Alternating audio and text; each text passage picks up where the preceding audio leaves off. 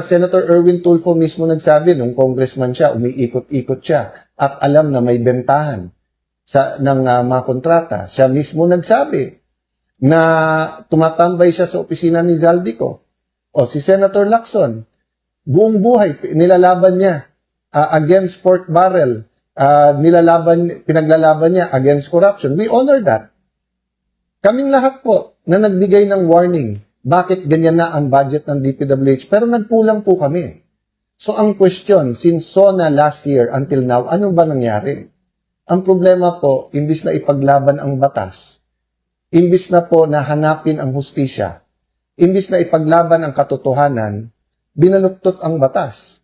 Bend the law. Ngayong tanghali, allow me to speak about what I think, what many people think, kung ano po ang nasa puso at isipan ng marami nating mga kababayan, kung ano ang state of the nation ngayon. Bakit? What's the purpose? Alam nyo po, ang government official, pag gumawa ng isang pagkilos or gumawa ng isang action, meron pong corresponding reaction yan. Yan po ay isang principle. For every action, there is a reaction. Diba? So kung sinabi ko yung piso ay gagamitin sa pabahay, or yung piso ay gagamitin sa ayuda, or yung piso ay gagamitin para sa flood control, may reaction po yan. So ang nangyayari po, pag nagkakaroon ng reaction sa ginawa ng isang namumuno, namamahala, or isang public servant, at ang reaction po ay galit o ang reaction po ay negative, the public official has two choices. One is to double down. Diba? Halimbawa po, sa ginagawa ng Blue Ribbon Committee sa pangunguna nun ni Senator Lacson, at ngayon sa pamumuno ni Senator Erwin Tulfo at sabi nila yung subcommittee kay Senator Francis Pangilinan na hindi pa nag-aaksyon. So, meron pong reaction yan. So, you can double down. So, that's what Senator Lacson is doing, doubling down and saying na naging matapat siya sa takbo ng Blue Ribbon Committee. Or you can reflect. And when you reflect, pwede mong aminin ang pagkakamali. Tandaan po natin, pagka inamin natin ay may pagkakamali, it could be a partial mistake, it could be a crucial mistake, everything can be a mistake, but the point is, it is part of leadership to tell the people pag may mali at itama ito. Kasi kung pagpipilitan natin na ang mali ay tama, lalo pong lalaki ang problema. What is the biblical principle involved here? The biblical principle involved here is kung anong ating itatanim, yan din po ang ating aanihin. I can also say that the biblical principle here is about truth, katotohanan. Na the truth shall set you free. Alam naman po natin sa Bible ang context po nun. Ang katotohanan ng Panginoon na Jesucristo at yung freedom from sin. Having said that, many biblical principles or all biblical principles are applicable kahit tanggalin nyo po yung spiritual or religion. Diba? Katulad nung kung anong ating itatanim, yan ang ating aanihin. Magtanim ka ng saging, ang magiging puno at bunga niyan ay saging. Magtanim ka ng santol, ang magiging puno at prutas niyan ay santol. So, let's put everything into context first, no? First, meron po tayong announcement from the Ombudsman. Nakakasuhan ng plunder si Senator Marcoleta. Ano po yung context at background niyan? Noong 2025 SONA, sinabi ng Pangulo, mahiya naman kayo, exposing then what seemed to be anomalies and corruption sa flood control and sa infra. This was not new. Many senators in the 2023 to 24 budget, yung inyong lingkod po sa 2022 pa lang, discussion of the 2023 budget, tinanong na po natin bakit 1/3 bigla ng budget ay flood control at bakit 1/3 ay maintenance. So ang ating iniimbestigahan pa lang po mga kababayan, flood control pa lang ha. Sa maintenance, napakarami pa ho dyan. And 1/3 ulit ng budget yan. So kung trillion na po sa pinagsama after 3 to 4 years, ang budget sa flood control, ang budget din po sa maintenance ay 3 to 4 years ay 1 trillion na rin. At isang departamento pa lang yan. Hindi pa natin pinag-uusapan ang BIR, Customs, bago pong pamamahala nila. So I'm referring to before 2025. Ganon din po sa iba pa hong ahensya, sa DA, sa DOH po, no? Wag na po yung corruption na nababalita, yun na lang pong hindi makadeliver ng mga bakuna at mga gamot na dapat bilhin at panay excuses ang ating inaabot. So, kasabay po ng ating State of the Nation, ngayon 2026 is the 40th anniversary of the EDSA Revolution. So you cannot help it, but people like me, ako personally, I was at EDSA. My father was one of the first, di ba, dun sa assemblyman, kasama po si dating assemblyman, naging Congressman Goles, na nasa EDSA. And some were in the Marcos side, some were in the Cory Aquino side. But the point is, 40 years later, that's one generation. Biblically, that's one cycle, 40 years. Ano nangyari dyan sa generation na yan? Sa Monday po, July 6, mag-uumpisa ang impeachment trial. That's an issue by itself, whether it will be impartial, may ginagawa ba ang administrasyon na to, may kilalaman ba nito? Ang May 11 at May 13 na kaganapan sa Senado, May 11, pag-deploy ng mga NBI para hindi po makaboto si Senator Bato. May 13, yung mga armado, naka-full battle gear na mga taga-NBI na pumasok sa Senado, hindi lang sa GSIS. Patuloy din po ang conflict sa Middle East. Sabi may deal na, tapos wala. Kahapon may deal na ulit. At of course, we're all praying na magkaroon ng tunay na kapayapaan, tunay na peace, na magkaroon ng agreement. But habang bumabalik-balik ang sitwasyon, patuloy pa rin ho ang taas ng presyo ng gasolina, patuloy pa rin po ang disruption, hindi lang po sa natural gas, hindi lang sa oil and gas, pero pati ho, for example, sa fertilizer. Dahil nga po, yung byproduct ng natural gas, yung urea, ay siyang pangunahing ingredient o yung ginagawang fertilizers. Today, nag-file din po ang ating mga abogado ng isang manifestation sa Supreme Court na nire-reiterate po ang final natin na hinihingi na magdesisyon ang Supreme Court sa ginawang alleged rump session ng 12 mga kasama natin sa Senado noong June 3. Maraming implikasyon to. Isang implikasyon po nito, yung Blue Ribbon hearing na ginawa ng susunod na araw na sinasabi po ni Senator Lacson, ni Senator Erwin Tulfo, ng administrasyon na yun po ay hindi tunay na Blue Ribbon hearing. So yung pag-file po natin sa Supreme Court ay pagsasabi that this is not about the Senate presidency. This is about constitutional order. It is about the numbers, but it is about the moral boundaries and the law. That is, for example, emphasized in ano ba ang majority of all members. May kaugnayan po to sa impeachment kasi narinig na natin, sabi nung iba, ay pag 23 lang sila o 22 lang, de baka hindi 16 ang kailangan para mag-convict. Earlier, nasabi ko na, so ibig sabihin 12 pa lang sila noon, ngayon 13 na. So ibig po ba sabihin kapag 6 ang natanggal na senador or kinulong, 12 pwede nang i-convict ang kahit sinong impeachable na officer. So, kasama din po sa balita ay kahapon yung announcement ng opisina ng kagalang-galang na ombudsman, nakakasuhan ng non-bailable na kaso si Senator Dante Marcoleta. Non-bailable po ibig sabihin sususpendin siya, makukulong hanggang matapos yung kaso. Ibig sabihin hindi siya makakalaho sa Blue Ribbon man, sa Blue Ribbon Committee man, sa session or sa impeachment proceeding. So that's the importance of our petition in the Supreme Court. I will talk more of that in the coming days, But I think more urgent is that we talk about the protest yesterday and the ongoing protest ngayon sa EDSA. Unang-una, ano ba pinaglalaban natin?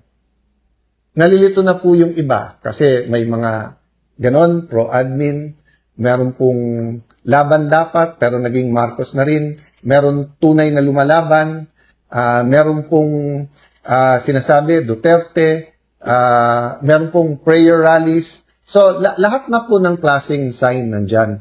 But siguro po, kailangan natin ng isang pagkakaisahan natin. And let me propose this, na lahat po tayo, ito ang ating ipaglaban. We, the sovereign Filipino people, imploring the aid of Almighty God, in order to build a just and humane society and establish a government that shall embody our ideals and aspirations, promote the common good, conserve and develop our patrimony, and secure to ourselves and our posterity the blessings of independence and democracy under the rule of law and a regime of truth, justice, freedom, love, equality, and peace. Do ordain and promulgate this Constitution. So give away yung dulo. Do ordain and promulgate this Constitution. So mga kababayan, mga kapatid, mga magulang, ito po ay hindi proposal ng Iglesia de Cristo. Ito hindi proposal ng mga kapatid nating Katoliko. Ito ay hindi proposal ng mga kapatid nating Evangelical. Hindi lang ito proposal ng mga kapatid nating Muslim. Hindi ito proposal lang ng Ilocano, ng Bisaya, ng Waray-Waray, ng Kapampangan, ng Bicolano. Hindi po. Ito po ay pinagkaisahan ng lahat ng Pilipino. Anuman ang edad, saan man pinanganak, anuman ang religion, anuman ang paniniwala, anuman ang pinaglalaban. Sabi po dito, with the aid of the Almighty God. So doon po nagsasabing ng wala pong dapat sa public discussions natin ang Panginoon. Ako isang ayon sa inyo, wag natin sabihin ang Panginoon ay para sa grupo na to o kampi sa akin ang Panginoon. Pero hindi natin pwedeng tanggalin ang Panginoon sa ating usapan. In fact, we should all be on His side. Why? Because without moral foundations, without a moral compass, so pinag-uusapan po natin dito ang Panginoon, but also yung pagtuturo. Siguro naman po, pagka tinignan natin ang pagtuturo ng Katoliko, ng Iglesia ni Cristo, ng Islam, tignan po natin ang Evangelical Christians, may nagsasabi po doon lahat bawal magnakaw. Nagsasabi po doon lahat na bawal pumatay. So cheating, stealing, and lying is a universal principle that we find. At kaya nga mayroon nakalagay dito po na independence and democracy under the rule of law, regime of truth. So, let me simplify. Sa lahat ng para sa katotohanan, magkakampi dapat tayo. Ang dapat po, lumabas ang buong katotohanan. So, nung sinabi ng Pangulo, mahiya naman kayo, ibig sabihin po lahat ng guilty. At lahat po ng hindi guilty pero walang ginawa. So, kami, lahat sa Senado, kung alam namin may nangyayari at nagkulang kami, dapat mahiya. Lahat sa Kongreso. Si Senator Erwin Tulfo mismo nagsabi, nung congressman siya, umiikot-ikot siya at alam na may bentahan ng mga kontrata. Siya mismo nagsabi na tumatambay siya sa opisina ni Zaldico. O si Senator Lacson, buong buhay, nilalaban niya against pork barrel, pinaglalaban niya against corruption. We honor that. Kaming lahat po na nagbigay ng warning, bakit ganyan na ang budget ng DPWH, pero nagkulang po kami. So ang question, since SONA last year until now, ano ba nangyari? Ang problema po, imbis na ipaglaban ang batas, imbis na po na hanapin ang hustisya, imbis na ipaglaban ang katotohanan, binaluktot ang batas. Bend the law. So makikita po natin, yung Blue Ribbon Committee, maganda umpisa sa ilalim ni Senator Marcoleta. Hindi po perpekto, wala pong perpekto. Tandaan po natin mga kababayan kay Senator Lacson mismo or kay Senator Marcoleta po mismo, pag nagsimula ka mag-imbestiga, daan bilyon, trilyon piso ang umiikot sa mga bulsa na kumita na dito. So sabihin nyo po, sa 2 taon, 700 billion pesos. Sa 10%, 70 billion pesos yon. Sa 20%, 140 billion. Doon pa lang. Marami pang ibang pagkukunan ng pera. So, gumagalaw po yung pera. Yung mga kumita na yan, ayaw nila na lumabas yung katotohanan. Pwera pa yung kapangyarihan. Kasi pag nasa kapangyarihan ka, hindi mo lang ginagastos yung pera para pagtakpan, tuloy-tuloy din po ang pagkita o tuloy-tuloy pa rin ho ang corruption. Ano nangyari nung pumalit si Senator Lacson? Nung umpisa, lahat nanonood, kami, benefit of the doubt. Nung una, medyo nalihis lang, napunta sa Senado. Sige po, kasi dapat wala tayong sinasanto. Pero, pakonti-konti po, naging malinaw. Na kung titignan mo po, yung dating malinaw kay Senator Marcoleta, naging malabo. Ano po yung ibig ko sabihin maging malabo? Nakita na ang Malacanang, nakita na si Senator Lacson, nakita na dun sa DOJ pa ata, tapos naging ombudsman kay kagalang-galang Boying Remulla, para bang may konting, nung umpisa parang konti Ngayon malinaw na may coordination. Pag sinabi ni Senator Lacson, dito dapat papunta, biglang nandyan na po yung kung sino man prosecutor or USEC o sa DOJ. Imbis na i-testing mo yung witness, itago yung affidavit at i-testing kung siya talaga sumulat nun, gusto basahin yung affidavit lang. At pagkatapos, dadalhin sa DOJ. Ang dami ko pong detalye na pwedeng sabihin at sa tamang panahon. What's the main point? The main point is, the Office of the Ombudsman, and don't get me wrong, I am one of those who watch the career of Ombudsman Boying Remulla. And like any other Philippine politician, he has done great things, and there are some things I disagree with. And when he said, wala tayong sasantuhin dito, that was scary for many, but it has to be done. Pero ano nga po ang nangyari sa pamamahala ni Senator Lacson? Si Senator Lacson na nagsabi, dito ang direksyon, eto sasabihin. Nung may nabanggit ng mga pangalan, siya na magsasabi, eto sinabi ni Yusek Bernardo, meron delivery pero hindi sa Malacayan, sa ganito. Di ba? So, naging kasangkapan ang Blue Ribbon Committee para baluktutin ang batas, imbis na para ito'y gamitin para lumabas ang katotohanan. That's why nung May 11, nagkapag-asa, hindi dahil sa akin, hindi dahil ako'y naging Senate President, kung hindi dahil yung bagong minority, bagong majority na galing sa minority, ay nagsabing 3 ang ating priority. An impartial impeachment, lumabas ang buong katotohanan sa flood control, at i-address ang problema ng ekonomiya. And I am concerned that it is not only the truth regarding corruption, regarding the flood control scam, regarding many other scams that is being withheld from us. The true state of our economy, ang tunay na pananalapi ng ating gobyerno, magkano na yung utang, anong gastusin, mabagal ba, mabilis ang paglabas ng DBM ng projects, kamusta po ang ating mga government contracts, yung spending.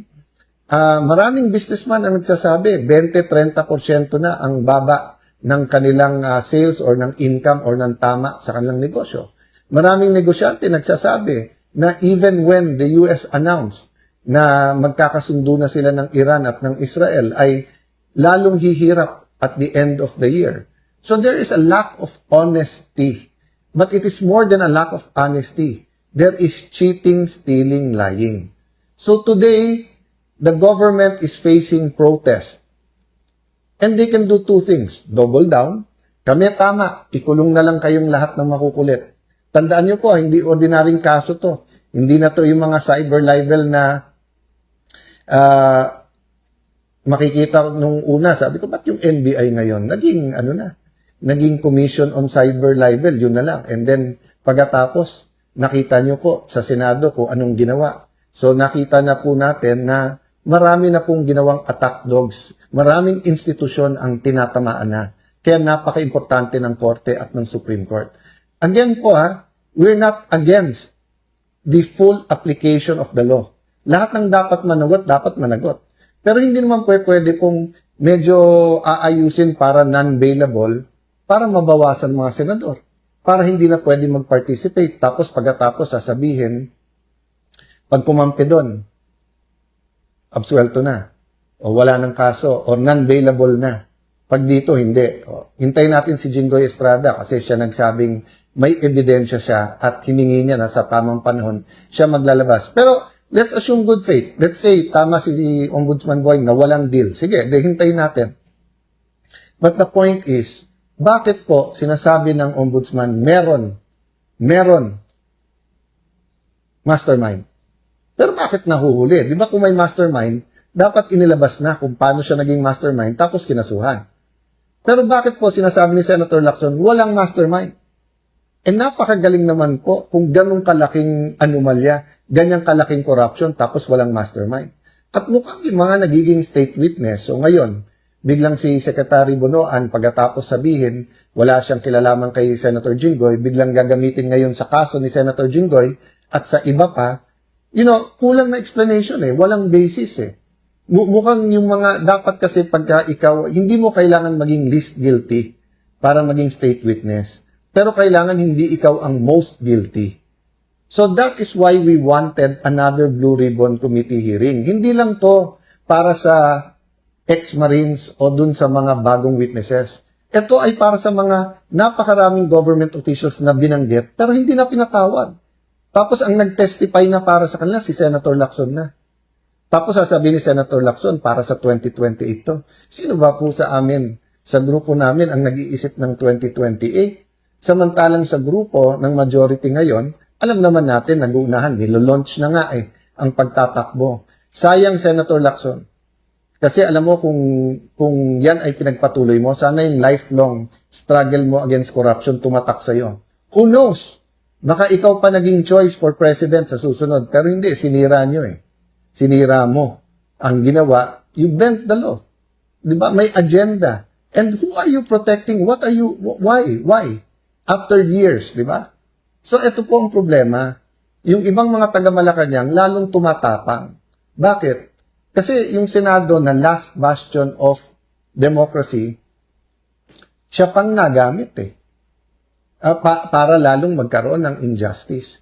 So kung pakonti-konti itong mga institusyon na to, DOJ, NBI, di ba, minsan ginagamit ang kapulisan, paggamit po sa iba't ibang mga ahensya ng gobyerno, hindi lang para sa corruption, pero baluktutin ang batas. So mga kasama, I ask you today, number 1, prayer po. Prayers move mountains. Number 2, participate in your way. If what you can do is pray, then pray. If what you can do is pray but also post in your Facebook, in your Instagram, sa kahit anong social media, meron kayong WhatsApp, Viber groups, imulat ang ating mga kababayan sa nangyayari sa ating bansa. Sa inyo na nandito lang sa Greater Metro Manila at mapapakita nyo yung boses nyo, sumama po sa ating po mga kilos protesta. Let us support and let our voices be heard. Now, if hindi kayo makakapunta sa EDSA, pero meron kayong maliit na community, magtipon-tipon po kayo. Kaya 10, 20, 30. I-post nyo sa social media. Bakit po to importante? Dahil sa bawat action, may reaction. I-interpret na naman to ng ating gobyerno na tama ginagawa nila. Na yung pananakit ay nagwo-work. Na pwede nalang arestuhin at kasuhan ng non-bailable ang kahit sino. Pakonti ng pakonti po ang inyong mga lingkod sa Senado dahil sa ginagawa nila. So nung nakulong nila at kulang yung protesta kay Jinggoy Estrada, na-predict nila yon, natakot yung iba natin mga kasama. So ngayon sinusubukan naman nila kay Senator Marcoleta. Sana po hindi tayo pumayag kasi mali talaga. Mali talaga po kahit anong tingin nyo. Sabi nung iba, ipaubayan nyo sa korte. Alam nyo po, pagka yung batas ay binabaluktot na at ginagamit na ang ating legal system, hihina yung ating mga institusyon. Again, 40 years after EDSA. That's what happened during martial law. At the start, sabi nila, may disiplina. At the start, na-address ang mga problema sa ating bansa, na check ang ating mga oligarchs, nabigyan ng check ang armed struggle. Pero tignan nyo po anong nangyari later on. Nagkaroon ng cronies. nagkaroon ng maraming exemption. Pag mayaman, walang batas. Pag mahirap, kailangan sumunod sa batas. Kaliwat kanan ang human rights violation at pagkukulong. At tapos nangyari, lalong lumaki ang armed struggle. Because pag nagkaroon ng injustice, iba-iba tayo ng takbuhan. Some run to prayer, some run to religion, some run to armed struggle, some run to the streets. That's why ang pakiusap ko sa ating law enforcers, not only maximum tolerance, respect the right for peaceful processes and peaceful protest. Ang hinihingi po natin ay sundin ang Constitution. Kaya ang hinihingi natin ay peaceful protest. Pero napaka-importante po mga kababayan na maramdaman ng gobyernong ito na mali ang kanilang ginagawa. Na hindi tayo papayag na pagtatakpan po ang katotohanan. Injustice. Sabi po nila, we are obstructing justice. Hindi po, we are obstructing injustice. Pag injustice na po, kailangan iharang na natin ang ating mga katawan. Kailangan magsakripisyo na po tayo. Kailangan po handa tayo sa kahit anuman kinakaharap natin. Bakit? Kasi po patapang ng patapang yung mga nagnanakaw. Patapang na patapang po yung cover up. At kita nyo po madalas tahimik na ang aming grupo. Pero tuwing tatahimik, hindi lang bagong issue. Hindi lang yung impeachment na lang, wala nang iba. Parang palalabasin pa nila na yung May 11 hanggang June 16 ay kasalanan ng isang grupo na gusto lang maging malaya ang ating bansa. Na gusto ang katotohanan ay lumabas. Bakit wala nang gulo ngayon sa Senado? Kasi happy na po ang Malacanang sa sitwasyon sa Senado. Pero tanong ko po sa inyo mga kababayan, happy ba kayo sa sitwasyon sa ating bansa? Mahirap ang buhay. Kaya walang may gusto po na may mga protesta at may magulo. Pero alam nyo po, ang kaguluhan ay dala ng corruption at kahirapan.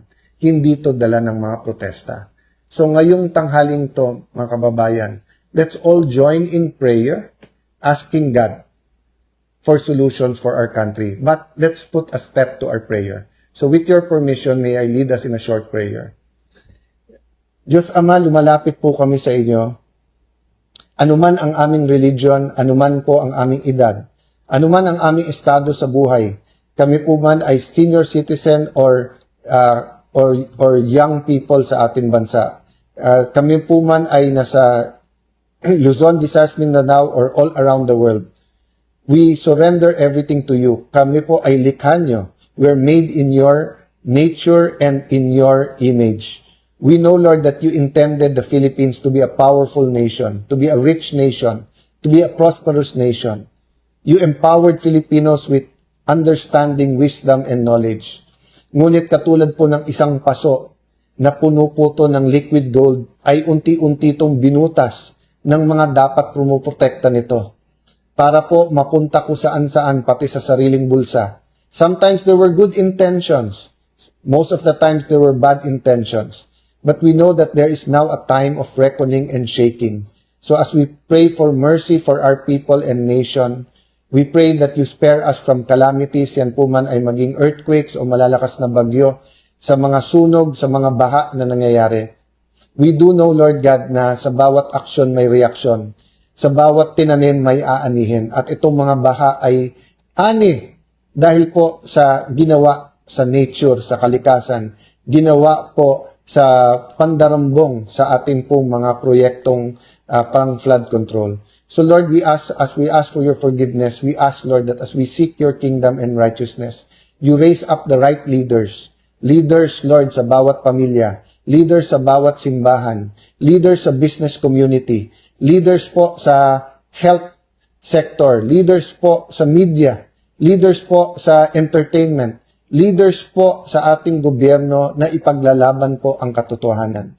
We lift this up to you in Jesus' name. At kung ano pa ang religion ng ating mga kababayan, we join them in the desire for a better Philippines, in the desire for justice. Thank you, Lord God. Thank you, Lord Holy Spirit. So, thank you for praying with me. There are many, many more things that will happen in our nation, many, many more issues. But we have to start somewhere.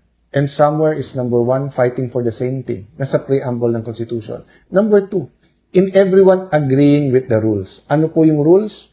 Yung constitution, yung batas. Without those rules, including moral rules, wala tayong character. Wala tayong identity as a nation.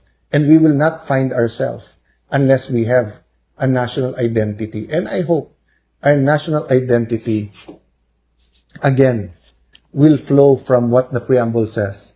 One, it will be from the aid of the Almighty, ang source natin. Then it will promote common good, and it will be based on the rule of law, a regime of truth, justice, freedom, love, equality, and peace. So let's fight hate with love. But let's fight. Magandang tanghali po. God bless you.